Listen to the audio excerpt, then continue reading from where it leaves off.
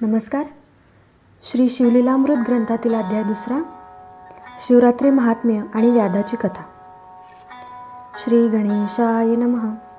ज्या घरात नेहमी शंकराचे स्मरण केले जाते त्या घरात कसलीही कमतरता पडत नाही. शिवस्मरण करणाऱ्या भक्ताचे सर्वतोपरी कल्याण होते. त्याला सर्व प्रकारचे सुखोपभोग प्राप्त होतात. शिवप्रसादाने मुक्तीही मिळते. लोखंडाचा परिसाला सहज स्पर्श झाला तरी त्या लोखंडाचे तत्काळ सुवर्ण होते. शिवनामाचा महिमा तसाच आहे, हे तुम्हाला माहितीच आहे. शिवाचे नाम हसताना घ्या, बोलताना घ्या, काम करताना घ्या, त्याने तुमचे कल्याणच होते. शंकराला उद्देशून हे भोलेनाथ, हे कैलासपती, हे उमारमणा असे संकेताने जरी म्हटलात ना तरी तो शिव तुमच्यासमोर प्रसन्न होतो. असे पहा ना, हे अमृत आहे असे माहीत नसूनही ते प्राशन केले तरी ते तुम्हाला अमर करणारच. औषध नकळत पोटात गेले तरी रोगाचे निवारण होणारच. गवताच्या गंजीवर लहान मुलाने अजाणता अग्नी टाकला तरी गवताचे भस्म होणारच. तसेच नकळत जरी शिवनाम गिळले तरी सर्व दोष जळून टाकते. विनोदाने जरी शिवनाम घेतले तरी मोठे काम होते. एखादा त्रासिक मनुष्य शिवनामाचा गजर करणाऱ्या भक्तांची अवहेलना करतो.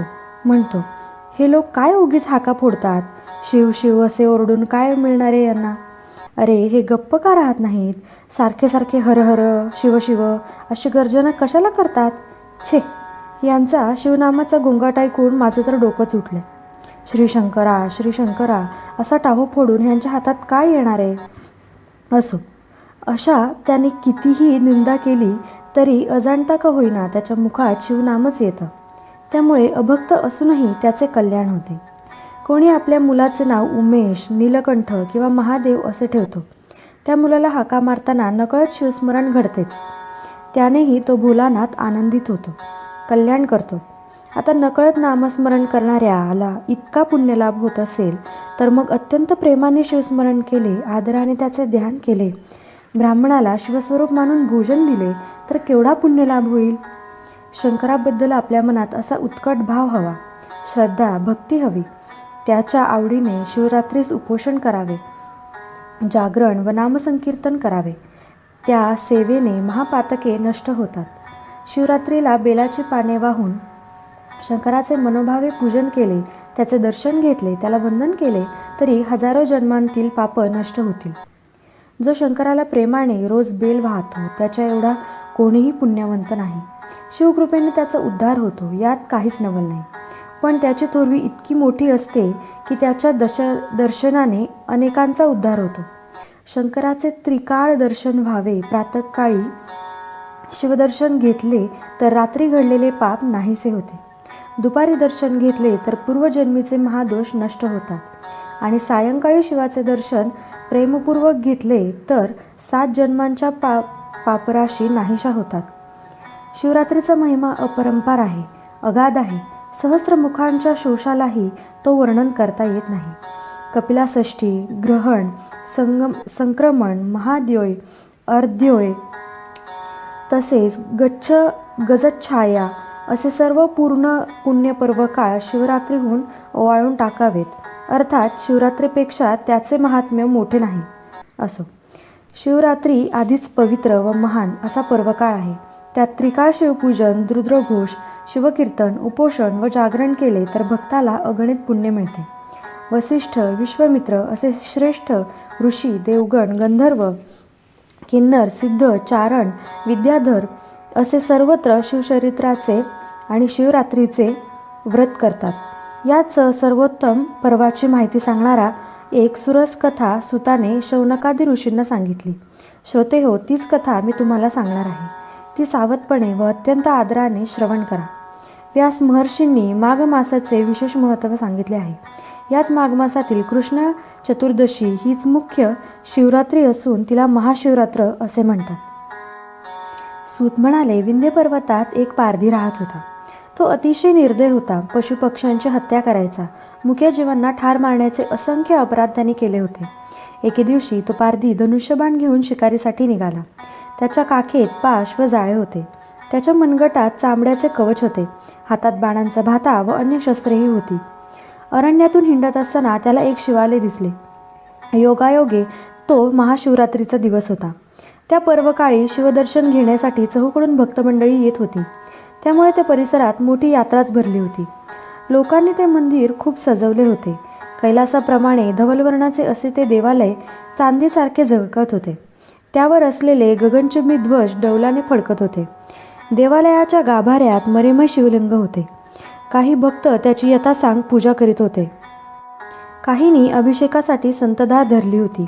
ब्राह्मण रुद्राध्यायाचा घोष करीत होते. कोणी टाळ मृदुंगाच्या साथीने सप्रेम शिवकीर्तन करीत होते.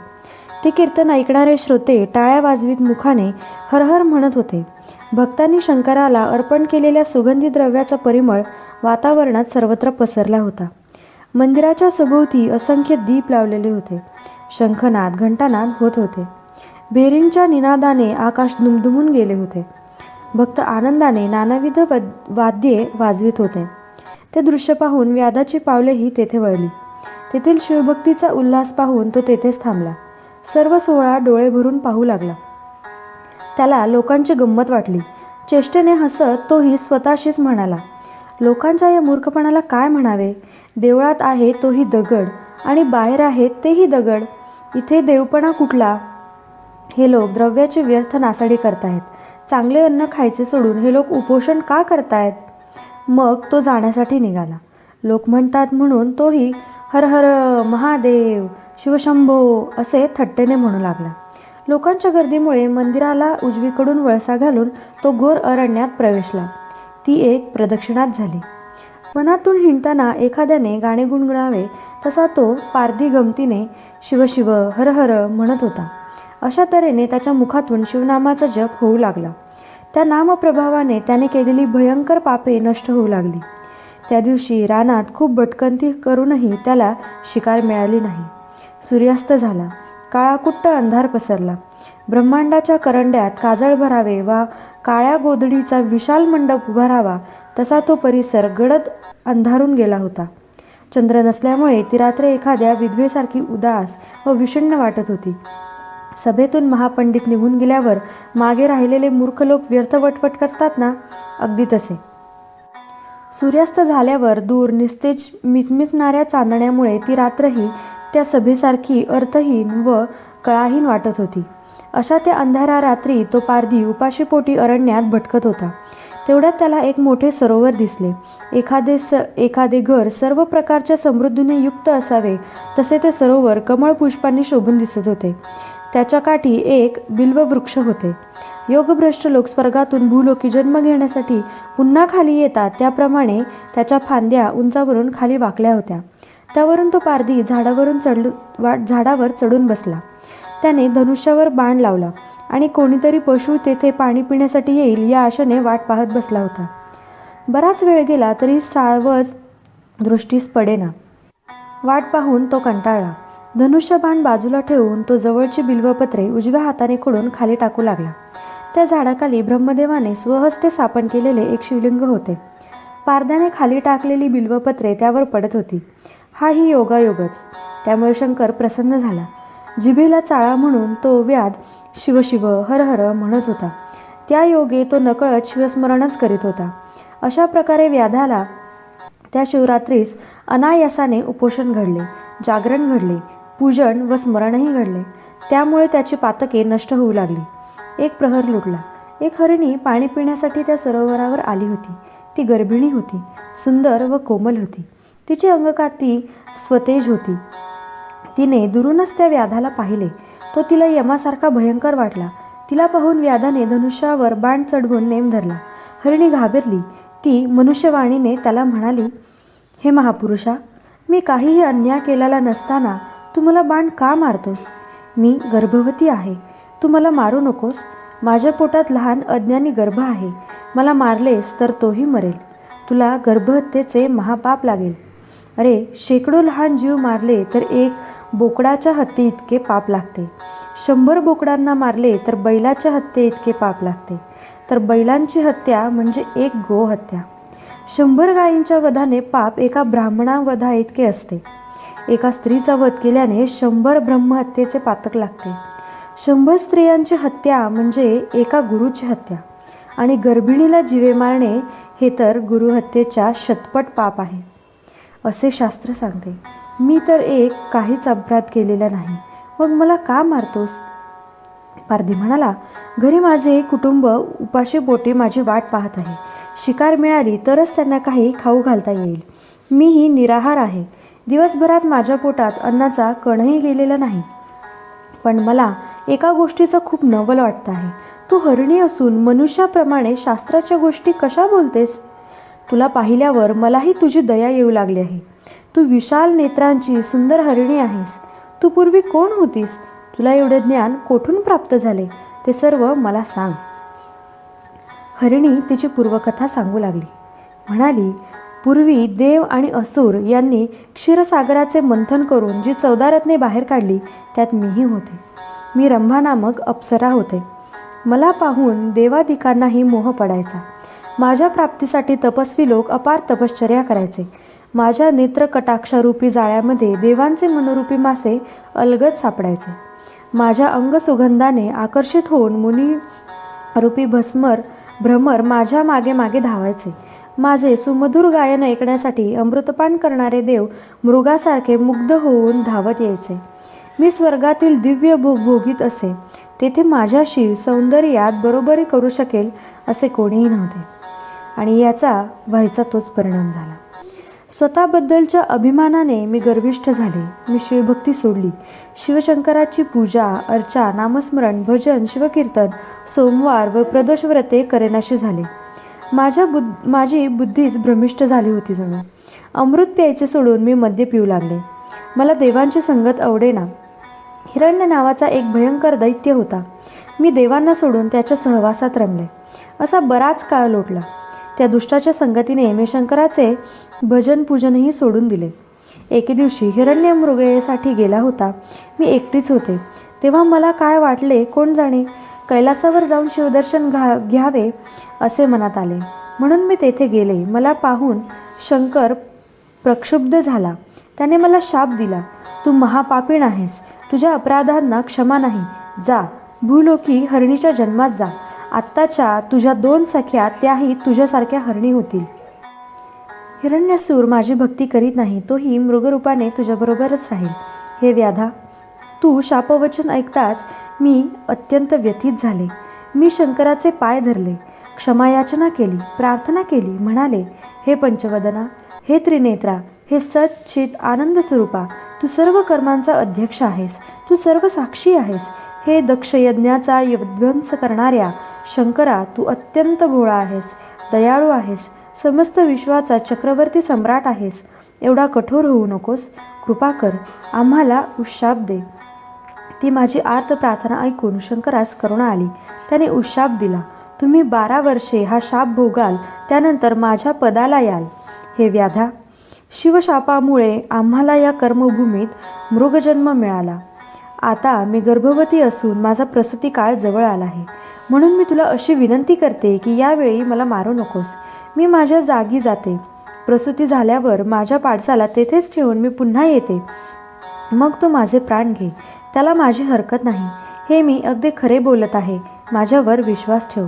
हरणीचे म्हणणे ऐकून तो व्याध म्हणाला, तू फारच गोड बोलतेस, पण काही केल्या माझा तुझ्या वचनांवर विश्वास बसत नाही.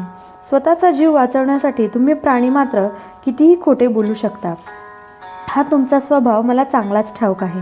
तू महापापांचा उद्धार करून परत येण्याची शपथ घेतलीस तरच माझा विश्वास बसेल. तेव्हा व्याधाचे समाधान करण्यासाठी त्या गरीब हरिणीने तशी शपथ घेतली. ती म्हणाली, मी माझे वचन पाळले नाही तर ब्राह्मण कुळात जन्मूनही जो नर वेदशास्त्रादिकांचे अध्ययन करत नाही, सत्य बोलत नाही, शुचित्व पाळत नाही, संध्या करत नाही, तो अधम होय. वर्णधर्माचे पालन न केल्याने त्या विप्रास जे पाप लागते ते मला लागेल.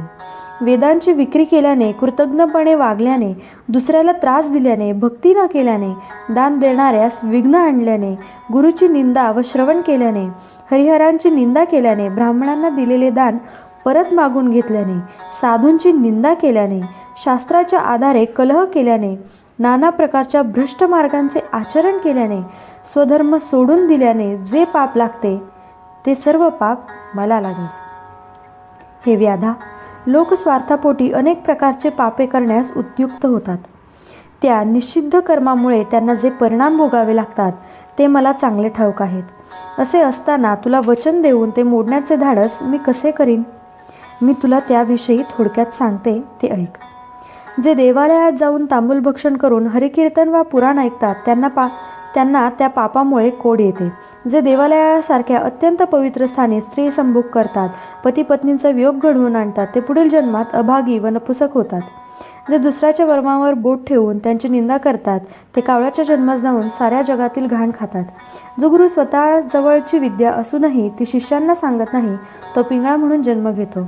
जे ब्राह्मण अयोग्य दान घेतात त्यांना गंडमाळा होऊन हा रोग होतो. दुसऱ्या प्रदेशातील गायी पळवून आणणारे पुढील जन्मात अल्पायुषी होतात. जो राजा आपल्या प्रजेला त्रास देतो तो अन्य जन्मात वाघ किंवा साप होतो. साधूजनांना अकारण छळणाऱ्या निर्वश होतो.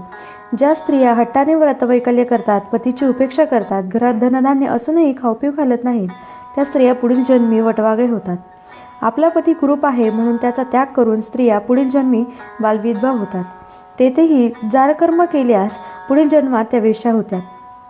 ज्या आपल्या पतीशी तिरस्काराने बोलतात, त्यांची निंदा करतात, त्या दासी किंवा कुटिला म्हणून जन्म घेतात. जो सेवकाकडून सेवा घेतो पण त्याला वेतन देत नाही, तो भिकारी म्हणून दारोदार हिंडतो.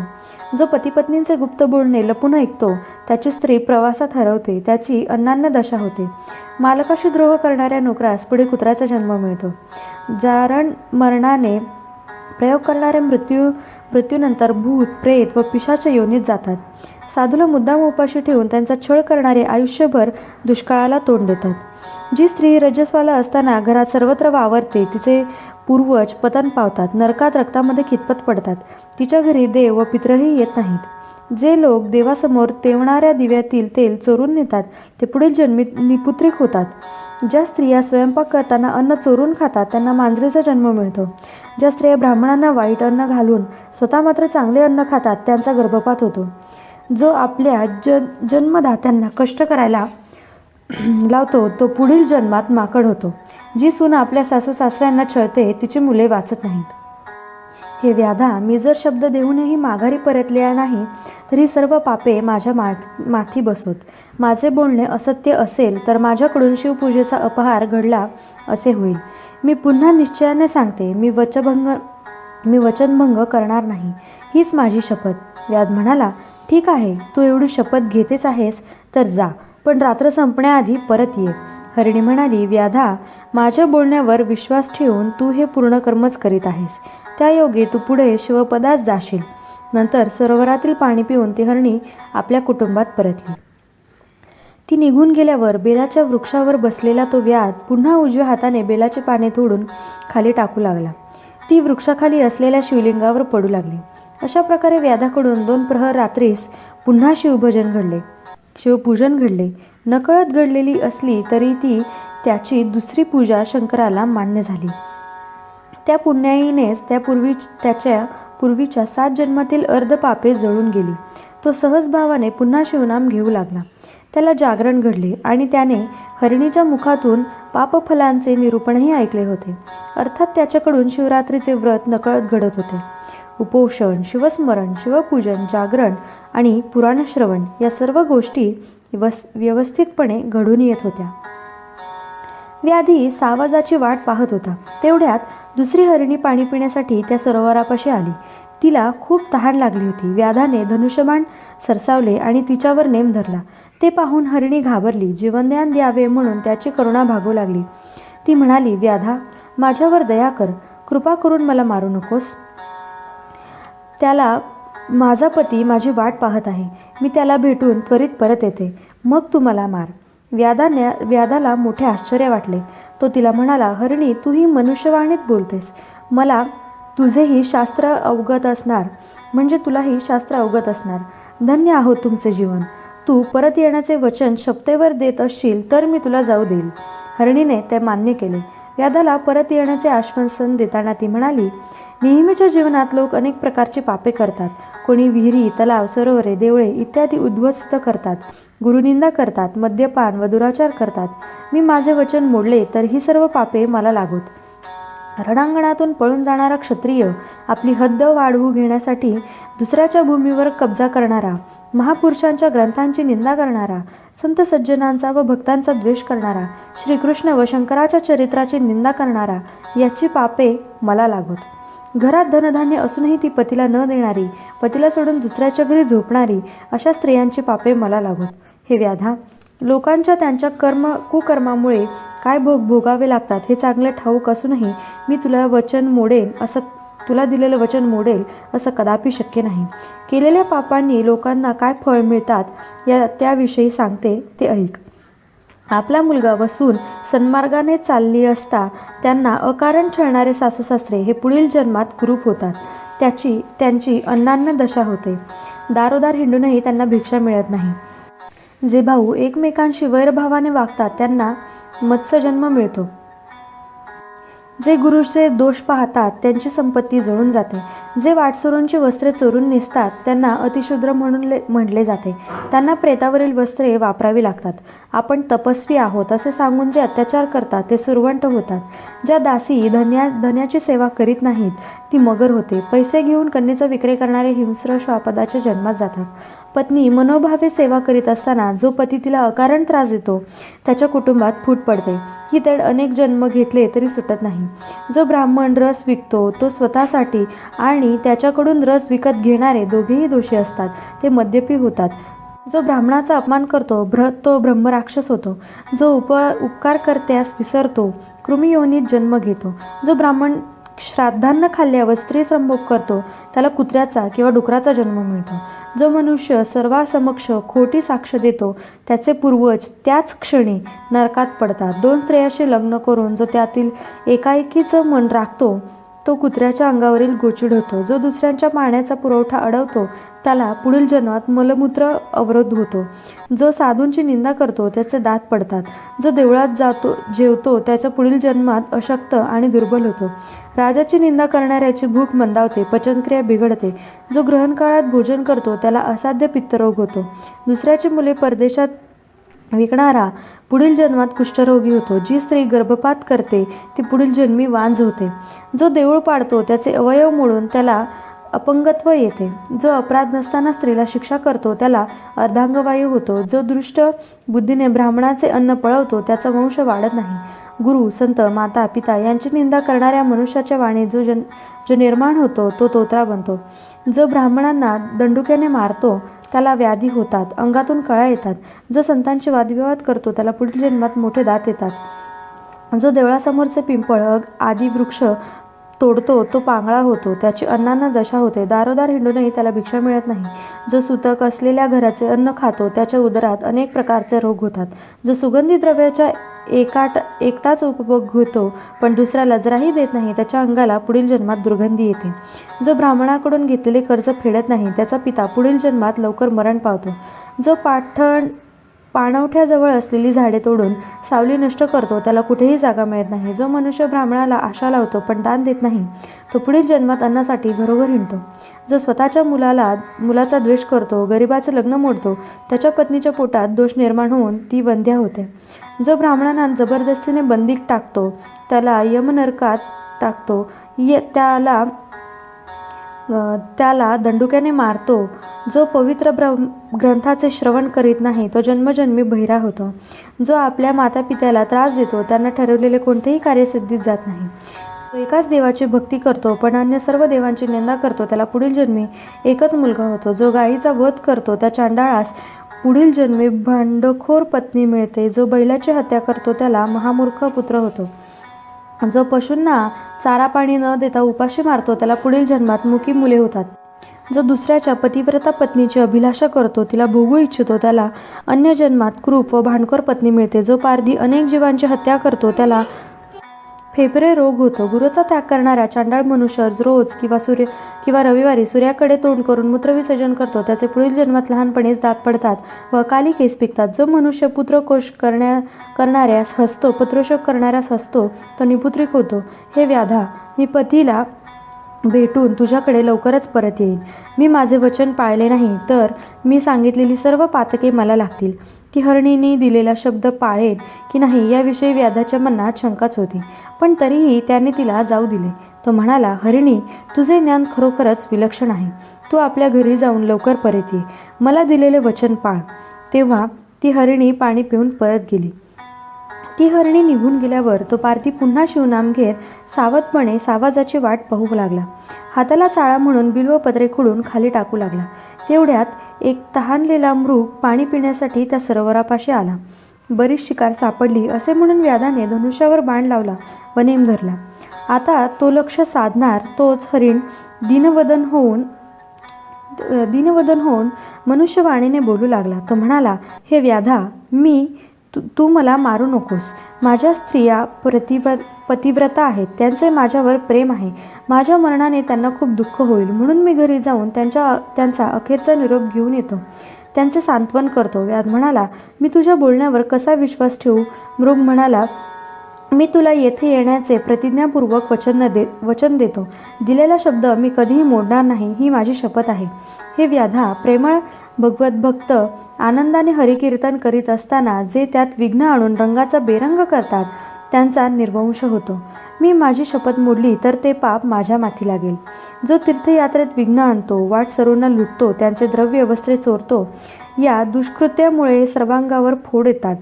जो शास्त्र प्रमाण मानत नाही, कुठं कविता करतो, विप्रांनाहीन लेखून त्यांचा अपमान करतो, अशा लोकांची मुले मरतात.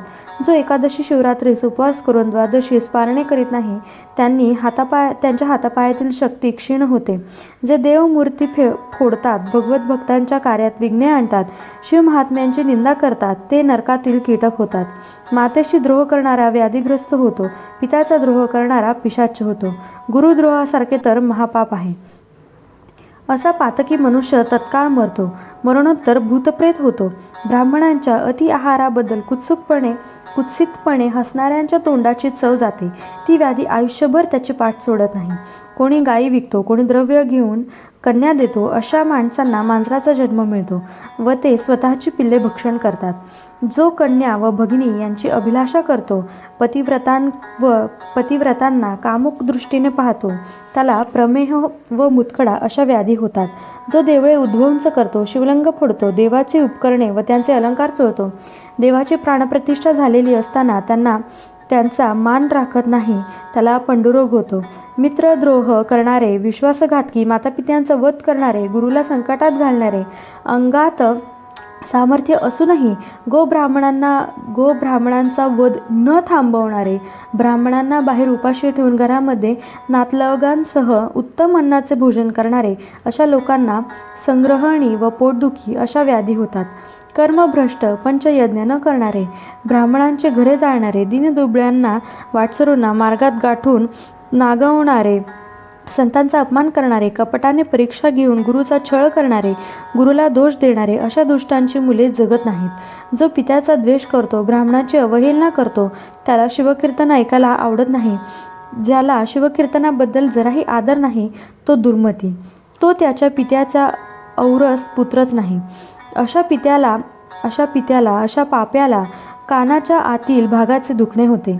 अतिशय वायफळ गप्पा मारतो तो पुढील जन्मी बेडूक होतो. शिवकीर्तन व पुराण श्रवण करताना जे झोपतात, जे सूर्यो ते सर्पयोनीत जातात, अतिशय वाद घालून दुसऱ्याला छळतात, ते मेल्यावर पिशाच होतात. देवपूजेचा कंटाळा असणारे, ब्राह्मणांचे पूजन न करणारे, तीर्थप्रसादास नको म्हणणारे, अशा लोकांच्या हातापायांच्या शिरा आखडतात. हे व्याधा, अशी अपार पापे आहेत. मी तुला परत येण्याचे वचन देऊनही ते पाळले नाही तर ही सर्व पापे मला लागतील. मृगाने एवढे सांगितल्यावर पारध्यालाही नाही म्हणता येईना. तू लवकर परत ये असे सांगून त्यांनी त्याला जाऊ दिले. मग तो पुन्हा शिवनाम घेऊन त्या नामप्रभावाने त्याच्या मनात शंकराची भक्ती निर्माण झाली. त्याचा कंठ दाटून आला, डोळ्यात अश्रू आले. वेळ घालवण्यासाठी पुनरुपी तो बिल्वपत्रे खुडून खाली टाकू लागला. ती खालील शिवलिंगावर पडत होती. अशा प्रकारे त्या महाशिवरात्रीच्या परमपवित्र पर्वकाळी त्या व्याधाकडून उपोषण, जागरण, श्रवण व रात्रीच्या 4 प्रहरातील शिवपूजन घडले. त्या पुण्यप्रभावाने त्याची 7 जन्मातील सर्व पापे जळून भस्म झाली. रात्रीचा प्रहर सरत आला तशी पूर्व दिशा उजळू लागली. उगवत्या सूर्यबिंबामुळे तिने लाल कुंकूच भाळी लावले आहे असे वाटत होते. त्यावेळी आणखी एक हरिणी पाणी पिण्यासाठी त्या सरोवरापाशी आली. तिला पाहताच व्याधाने बाण रोखला. आपल्यासमोर त्याच्या रूपाने साक्षात काळच उभा आहे हे पाहून ती हरणी घाबरली. तीही स्वतःला सावरू लागली. ती म्हणाली, हे व्याधा, तू मला मारू नकोस. वनामध्ये माझी पाळशे उपाशी आहेत. मी त्यांना स्तनपान करून तुझ्याकडे परत येईन आणि समाधानाने मरण पत्करीन. ते ऐकून व्याधाला अत्यंत आनंद झाला. तिच्याकडून शास्त्रार्थ जाणून घेण्यासाठी तो उत्सुक होता. म्हणून त्याने तिला शपथ घेऊन जाण्यास सांगितले.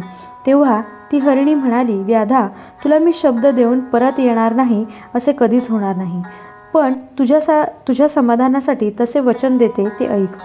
जो गवताच्या गंजी जाळतो, गावांना आगी लावतो, ब्राह्मणांना पाणी देत नाही, त्याला यक्षरोग होतो. जो ब्राह्मणांना बाहेर काढून त्यांच्या घरावर कब्जा करतो, त्याचे पित्र भयंकर नरकात पडतात. जे माता व पुत्र यात पती पत्नी यांच्यात भांडणे लावतात, जे देव ब्राह्मणांचा मान ठेवीत नाहीत, कठोर वचनांची निंदा करतात, त्यांचे हातपाय यम तोडतो. जो दुसऱ्यांच्या वस्तू चोरण्यासाठी नेहमी टपून बसलेला असतो, त्याच्या साधुजनांचा जन्म झालेला खपत नाही, त्याला वेदनादायक नेत्ररोग होतो. पुस्तकांची चोरी करणारे मुके होतात, रत्ने चोरणारे आंधळे होतात, अत्यंत गर्विष्ठ असतात, ते रेड्याच्या जन्माला जातात, पारध्याला ससाण्याचा जन्म मिळतो. भगवत भक्तांची निंदा करणाऱ्याला मुखाला असंख्य आणि असह्य दुर्गंधी येते. जो मात्यापित्याला मारहाण करतो तो लोळापांगळा होतो. जो अत्यंत कंजूष असतो, जराही द्रव्य खर्च करत नाही, तो पुढील जन्मी महाभुजंग होतो. द्वारी भिक्षेसाठी आलेल्याला यतीला जो काहीही देत नाही, त्याच्यावर शिवाचा शाप होतो आणि कोप होतो. त्याची संपत्ती दग्ध होते. जो जेवायला बसलेल्या ब्राह्मणाला ताटावरून उठवून बाहेर घालवतो, त्याच्यापेक्षा दुराचारी दुसरा कोणीच नाही. हे व्याध्या, मी वचन देऊनही परत आलो नाही, तरी सर्व पापे मला लागतील. हरणीच्या मुखातून ते अधर्म विषयक निरूपण ऐकून पारधी सद्गतीत झाला. तो तिला म्हणाला, ठीक आहे, तू पाणी पिऊन स्वस्थानी जा, बाळांना स्तनपान दे आणि मगच परत ये. त्याप्रमाणे ती हरणी पाणी पिऊन आपल्या पिलांपाशी गेली. त्यांना स्तनपान देऊन तृप्त केले. इकडे पहिली हरणी प्रसूत झाली. दुसरी पतीला भेटून संतुष्ट करून त्याला आता व्याध्याला दिलेला शब्द पाळायचा होता. म्हणून मृगाने आपल्या स्त्रियांचे सांत्वन केले व म्हणाला, आपण व्याधाकडे जाऊया. मग तो मृगराज, त्याच्या 3 हरणी व त्यांची पाडसे अशी सर्व मिळून व्याधापाशी आली. मृग म्हणाला, व्याध्या, मी तुला दिलेले वचन पूर्ण केले आहे. तू सर्वात आधी माझा प्राण घे. हरिणी म्हणाल्या, तू आमचा वध कर. पतीच्या आधी मरण आले तर आम्हाला सद्गती मिळेल. पाडसांनीही नीट विचार केला व म्हणाली, मात्या पित्याशिवाय जगणे म्हणजे आमच्यासाठी मरणच आहे. तू आधी आम्हाला मार. त्या सर्वांचे ते बोलणे ऐकून व्याधाचे मन भरून आले. डोळ्यातून अश्रुधारा वाहू लागल्या. त्याने सर्व हरणांना वंदन केले व म्हणाला, आज माझे जीवन धन्य झाले. तुमच्या मुखातून निरूपण ऐकले आणि माझे अनेक जन्मीचे पाप जळून गेले. माझे मन व शरीर पावन झाले. तुम्हीच माझे गुरु, तुम्हीच माझे माता पिता आणि तुम्हीच माझे देव. हा संसार, माझी बायको, मुलं या सर्व गोष्टी व्यर्थ वाटू लागल्या आहेत. आता केव्हा एकदा शिवपद प्राप्त होते असे मला झाले आहे. तो पारधी असे गहिवरून बोलत होता. तेवढ्यात एक दिव्य विमान आले. त्याने 5 मुखे, दशभुजा असलेले, व्याघ्रांबर धारण केलेले व अत्यंत तेजस्वी असे दिव्य शिवगण होते. त्यांचे अद्भुत तेज 10 दिशांमध्ये मावत नव्हते. किन्नर दिव्य वाद्य वाजवत होते. विद्याधर मधुर आलाप काढीत गायन करीत होते. देव स्वर्गातील दिव्य पुष्पांचा वर्षाव करीत होते. तेवढ्यात सर्व हरणांना दिव्य देह प्राप्त झाला. व्याध मुखाने सप्रेम शिवनाम घेत होतो. त्याने शिवगणांना साष्टांग नमस्कार केला. तेव्हा परिसस्पर्श होताच लोखंडाचे स्वर्ण व्हावे तसे त्यांचेही स्वरूप बदलले. तोही पंचमुख, दशभुज व स्वतेज आणि तेजस्वी दिसू लागला. शिवगणांनी त्याला विमानात बसण्याची विनंती केली. तेव्हा तो दिव्यत्वास प्राप्त झालेल्या मृगांसह विमानात बसला. देव त्याची स्तुती करू लागले. व्याध शिवलोकी गेला. त्याला शिवपद प्राप्त झाले. मृग परिवार दिव्य तारकांच्या रूपाने आकाशात झळकू लागला. लोक आजही मृग नक्षत्रातील हे तारे पाहतात. श्रीधर कवी म्हणतात, सत्यवती सूत व्यासाने लिंगपुराणात जी रसाळ कथा सांगितली तीच मी मराठीत वर्णन केली आहे. सज्जनांना ब्रह्मांडयुक्त होऊन ती अहोरात्र श्रवण करावी. धन्य धन्य ते शिवरात्री व्रत. धन्य शिवरात्री महात्म्य कथा. तिच्या श्रवणाने महापातके जळून जातात. हे महात्म्य जे लक्षपूर्वक वाचतात तेही पुण्यवंतच. हे शिवलीला रूपी अमृत तुम्ही देवासमान असलेल्या सज्जन श्रोतांनी प्राशन केले. निंदक, कुटील, कुतर्की आणि असुरी प्रवृत्तीच्या लोकांना हे कसे प्राप्त होणार? श्री गुरु ब्रह्मानंद हेच कैलासनाथ, त्यांचे चरण हेच कमळ होत. ते हा श्रीधर कवी भ्रमररूपाने शिवनामांचे गुंजन करतो. स्कंद पुराणातील ब्रह्मोत्तर खंडात असलेला शिवलीलामृत हा महान ग्रंथ सज्जनांनी अखंड श्रवण व पठण करावा हीच नम्र विनंती. अध्याय 2 समाप्त. श्री सांब सदाशिवार्पणमस्तु.